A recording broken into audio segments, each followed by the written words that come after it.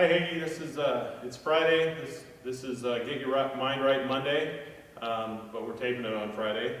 A little different. Obviously, most of you probably don't know me. I'm Travis Allman. I'm one of the manufacturing engineers here at Hagee, primarily over the assembly areas. I was volunteered to help Teresa this week, and she got called away at the last minute. So, to quote Optimus Prime, fate rarely calls on us at a moment of our choosing. So we'll use this as an opportunity.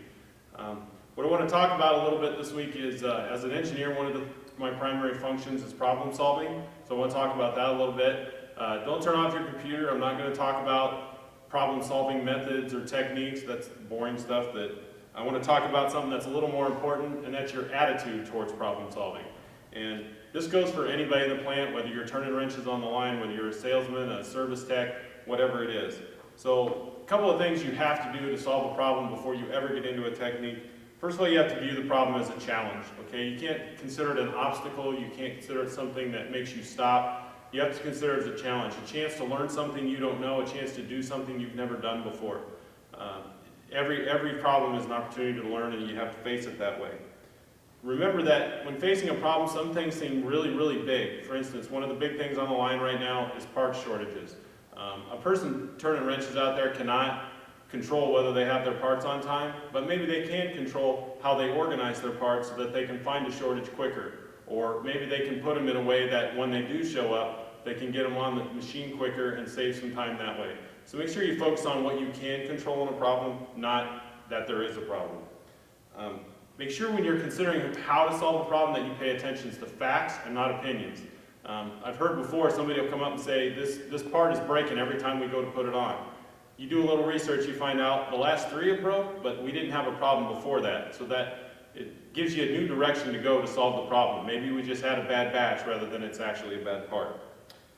Make sure you examine multiple solutions. Your idea for a solution may be good, someone else's may be better. So before you pull the trigger and start looking at implementation, maybe get somebody else's opinion or 2 opinions. Maybe they have an idea that makes yours better or one that's in a completely different direction. Make sure that you don't stop as a problem as an obstacle. You have to have the attitude that there is always a solution no matter what the problem. And you may not have a solution today or tomorrow, but maybe next week or the week after you read something online or you see somebody do something and it gives you an idea that, hey, I know how I can solve that problem now. So keep that in mind. Always be pushing to a solution.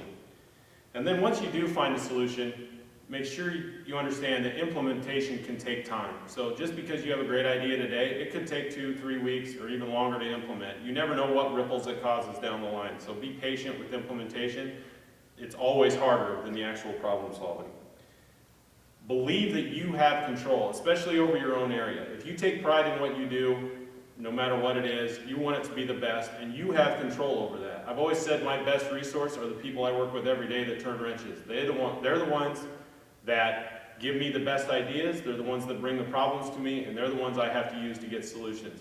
But as one of those people, you have control over that. I can't fix any problem I don't know exists, and I have to have information to solve it, and that's where I get it.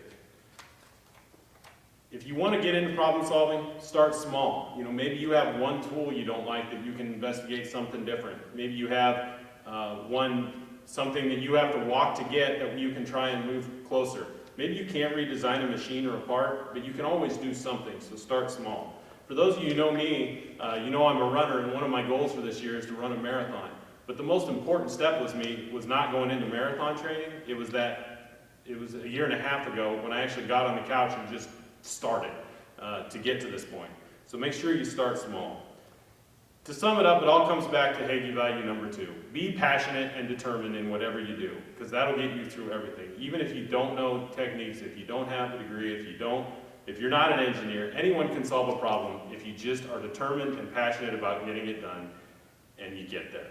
So thanks a lot. Hopefully I didn't bore you too much, and Teresa will be back next week, but have a great week.